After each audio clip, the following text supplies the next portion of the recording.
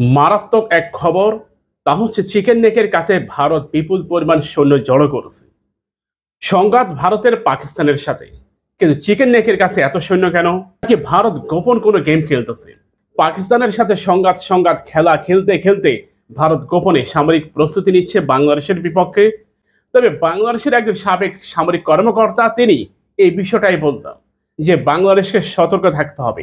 এটা ভারত বলে একটা করে একটা, করে একটা বলে আর একটা, দেখায় একটা বোঝায় আর একটা। এটা হচ্ছে ভারত। চিকেন নেকের কাছে ভারত বিপুল পরিমাণ সৈন্য জড়ো করেছে। ভারতের চোখ বাংলাদেশের রংপুরের দিকে। রংপুর, দিনাজপুর, কুড়িগ্রাম, ঠাকুরগাঁও এই অঞ্চলটা ভারতের নজর। এখানে ভারত বিপুল পরিমাণ সৈন্য জড়ো করে ভারত এই অঞ্চলটা দখল করতে চায়।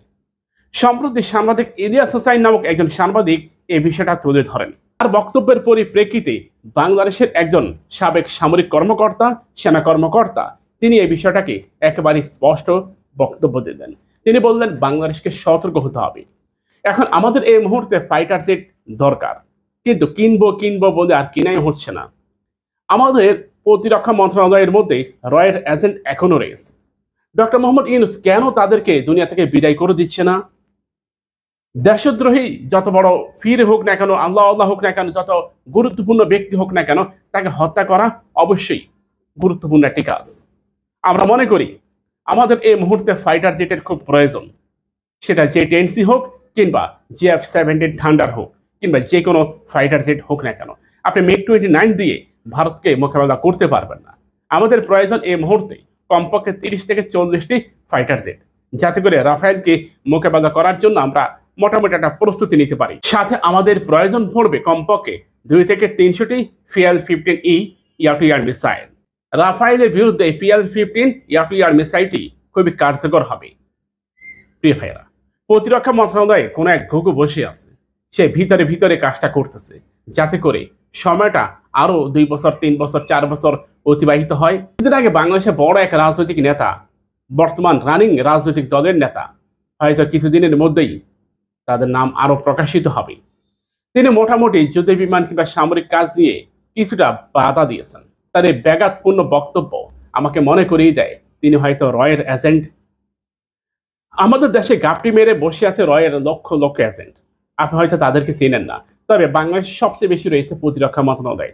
ডক্টর মোহাম্মদ ইউনূসের প্রতি আমাদের হাত জোড় করে বিনীত নিবেদন, উদাত্ত আহ্বান, প্রতিরক্ষা মন্ত্রণালয়কে একটু ঢেলে সাজান। তা না হলে সামনে যদি কোনো বিপদ আসে, এই কুকুরা ঠিকই রাতের আধারে পালিয়ে যাবে। কাশ্মীর ইস্যুতে পাকিস্তানের সাথে ভারতের বিরোধ রয়েছে। বিপুল পরিমাণ পাকিস্তানের সৈন্যরা দুনিয়া থেকে বিদায় নিচ্ছে। কিভাবে এই কাজটা ভারত ঘটাচ্ছে? পাকিস্তানেও ভারতের রয়েল এজেন্ট রয়েছে। তারা খুব কৌশলে পাকিস্তানের সেনাবাহিনীর মধ্যে বিশৃঙ্খলা তৈরি করতেছে। বিভিন্ন সন্ত্রাসী গোষ্ঠীকে তারা উস্কে দিচ্ছে। মনে রাখবেন, পাকিস্তান বর্ডার কেন্দ্রিক অঞ্চলে বোমা বিস্ফোরণ, পাকিস্তানের লাহোরে সন্ত্রাসী কর্মকাণ্ড, পাকিস্তানের পেশোয়ারে এই ধরনের কর্মকাণ্ড বহুবার দেখেছি আমরা। কিন্তু হঠাৎ করে যুদ্ধকালীন সময় এই বিষয়গুলো একেবারে চাউর হয়েছে। আমাদের যুদ্ধ বিমান ক্রয়ের যারা বাধা প্রদান করতেছে তাদেরকে প্রকাশিত করে দেন, জাতির সামনে উন্মুক্ত করে দেন। সেটা যে কোনো রাজনৈতিক দলের হোক না কেন, পাবলিক পিটিয়ে ঘু বের করে ফেলবে। যদিও ভাষাটা একটু অপ্রাসঙ্গিক হয়ে গেছে, ভাষাটা তাদের জন্য এটাই। আমাদের মনে রাখতে হবে আমাদের সক্ষমতাকে এখন সর্বোচ্চ প্রায়োরিটি দিতে হবে। যারা এই সক্ষমতার বিরুদ্ধে ইন্ধন যোগাচ্ছে তাদেরকে খুঁজে বের করতে হবে। গোয়েন্দা সংস্থা থেকে শুরু করে পুলিশের ঊর্ধ্বতন কর্মকর্তা কিংবা যেই হোক না কেন, দয়া করে তাদেরকে খুঁজে বের করুন। সংস্কার আগে এখানে করেন।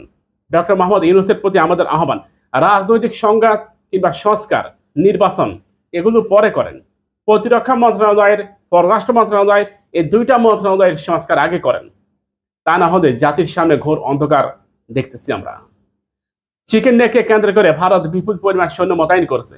7 সিস্টারে ভারতের বেশ কয়েকটি সামরিক ঘাঁটি রয়েছে এবং আন্দামান নিকুঞ্জ দ্বীপে ভারতের সামরিক ঘাঁটি রয়েছে। সবকিছুই বাংলাদেশকে কেন্দ্র করে। বাংলাদেশকে রীতিমতো জোকের মতো ঘিরে ফেলেছে ভারত। এটা আমার কথা নয়, গত প্রায় 2-3 বছর ধরে ভারত এই কাজটা খুব গুরুত্ব সহকারে করেছে। মধ্যে এবং ভারতের মিডিয়া দৃষ্টি পাকিস্তানের দিকে নিয়ে গেছে। অথচ ভিতরে ভিতরে ঘটনা এটাই ঘটতেছে। পৃথিবীতে ভারতের যত ঘটনা রয়েছে, সমস্ত ঘটনার ইন্ধনে ভারত কিন্তু টার্গেট মুসলিম রাষ্ট্রগুলো। পাকিস্তানের বিপক্ষে ভারত যুদ্ধ নাও করতে পারে, তবে ভারত একটা যুদ্ধ করবে। সেটা হয় বাংলাদেশ আর নথবা দুর্বল কোনো রাষ্ট্রের বিপক্ষে যুদ্ধ করে ভারত তার শক্তিমত্তা জানান দিবে। বাংলাদেশের বর্তমান যা আছে যুদ্ধ করার মতো, তার মধ্যে আমাদের কাছে ট্যাঙ্ক আছে 320টার মতো, আর্মার্ড ভেহিকেল আছে 13,100টির মতো, আর্টিলারি আছে 27টির মতো, এবং রকেট আর্টিলারি আছে 437টির মতো, নৌযান আছে 71টার মতো, ফ্রিগেট আছে 60টি, করভেট আছে 6টি, আর 2টি সাবমেরিন। এ দিয়ে আপনি ভারতের বিপক্ষে কি বড় ধরনের কোনো খেলা খেলতে পারবেন? কিংবা ভারত আক্রমণ করলে সে আক্রমণ কি আপনি প্রতিহত করতে পারবেন? আমাদের এই মুহূর্তে 30 থেকে 40টির মতো জেট-10C প্রয়োজন। যদি জেট-10C ক্রয় সম্ভব না হয়, কমপক্ষে 100টির মতো আমাদের JF-17 থান্ডার দরকার। যেহেতু জেট-10Cর তুলনায় JF-17 থান্ডার দাম কম, সে কারণে কমপক্ষে 100টি প্রয়োজন। এর মধ্যে কমপক্ষে 15 থেকে 20টির মতো অ্যাটাক হেলিকপ্টার প্রয়োজন, কারণ ভারত ও বাংলাদেশ একটা বর্ডার কেন্দ্রিক রাষ্ট্র। সে কারণে অ্যাটাক হেলিকপ্টার থেকে আমরা ব্যাপক হারে সুবিধা ভোগ করতে পারবো। আমরা মনে করি আমাদের সেই সক্ষমতা রয়েছে, যেহেতু আমরা কাতারের ঋণ মাত্র কয়েক মাসের মধ্যে পরিশোধ করতে সক্ষম হয়েছি, যেহেতু আমাদের বর্তমানে রিজার্ভ আছে 30 থেকে 40 বিলিয়ন ডলার, সেখান থেকে আমরা 10 বিলিয়ন ডলার খরচ করতেই পারি। আর চাইলে আমরা চায়না থেকে কিংবা তুরস্ক থেকে বাকিতে অস্ত্র ক্রয় করতে পারি। চায়না ও তুরস্ক দুটি রাষ্ট্র আমাদেরকে বাকিতে অস্ত্র দিতে প্রস্তুত। পাকিস্তানের কাছ থেকেও ক্রয় করতে পারি বাকিতে। নিঃসন্দেহে এই 3টি রাষ্ট্র বাকিতে আমাদেরকে অস্ত্র দিবে, আমরা কিস্তিতে সেটা পরিশোধ করব। ইতিপূর্বে বহু রাষ্ট্র বাকিতে অস্ত্র ক্রয় করেছে, তার মধ্যে উল্লেখযোগ্য রয়েছে ভারত। ভারত সবচেয়ে বেশি অস্ত্র ক্রয় করে, তার মধ্যে ভারত বাকিতে করে। ধীরে ধীরে ভারত এই টাকা পরিশোধ করে, মায়ানমার করে, ধীরে ধীরে টাকাটা পরিশোধ করে। আপনাদের সামনে যে কথাগুলো উল্লেখ করলাম, এগুলো অত্যন্ত গুরুত্বপূর্ণ এবং স্পর্শকাতর বিষয়। তাই ভিডিওটি শেয়ার করুন এবং প্রতিরক্ষা মন্ত্রণালয় থেকে শুরু করে ডক্টর মোহাম্মদ ইউনূস পর্যন্ত পৌঁছে দেন। মনে রাখবেন, জাতি এক গভীর অন্ধকারের দিকে যাচ্ছে। সে অন্ধকার আসার আগেই আমাদেরকে আলোর ব্যবস্থা করতে হবে, যাতে করে অন্ধকার আসার আগেই আমরা আলোয় আলোকিত করতে পারি আমাদের পুরো বাংলাদেশকে।